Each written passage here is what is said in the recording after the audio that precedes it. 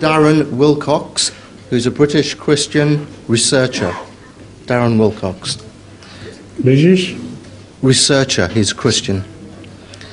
Is it not idolatry to bow down to a stone object, for example, a statue or shrine, or the Kabah in Mecca?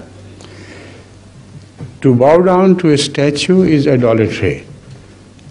But to bow down in the direction of Kabah from all over the world, from all directions, is not idolatry, because this is done only to teach the Muslims that they must have their faces to one God.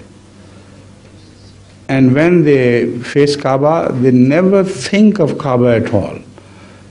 The Holy Prophet advised that they must concentrate on God throughout their prayer, so much so that they should think that they are watching God. Kabah completely disappears from their mental eye.